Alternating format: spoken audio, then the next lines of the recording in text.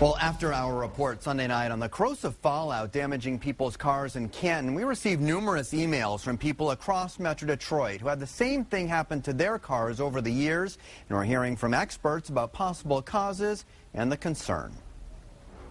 Judy Sokobiak used to work at a foundry in Washtenaw County and says she and her co-workers had the same problem with their cars. I used to have a white Grand Am that I drove to work every day, and I had little orange rust spots all over my car, and it was coming from our accumulator system, which had a leak. And Judy says her employer brought in experts to repair the paint every year. And they would have like 4 or 5 huge party tents set up in our parking lot on the grass, and take your car over there and spend 4 or 5 hours cleaning it. Action News first told you about the state investigation Sunday night into the gritty, rust-like particles damaging cars in a Canton neighborhood. You can easily take shavings and grind them down even finer, so you end up with all this dust. Dr. Mark Benvenuto heads up the chemistry department at the University of Detroit Mercy.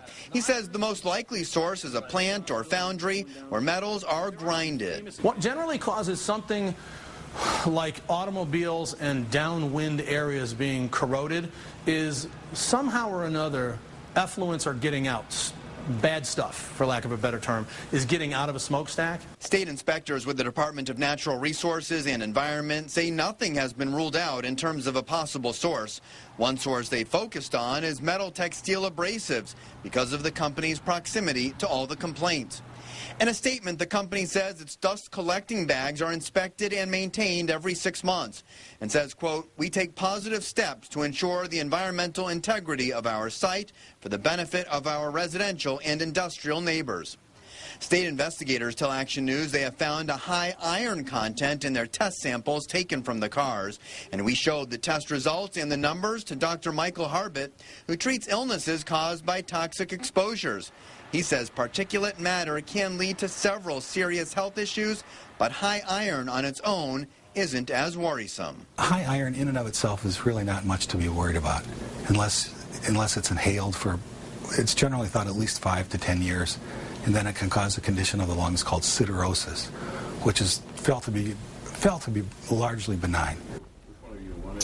State officials have visited the Metal Tech facility 6 times since June and say the company is in full compliance. But if the company was the source, it's possible any fixes to malfunctioning equipment that's supposed to catch metallic dust may have already been made by the time inspectors looked at the plant.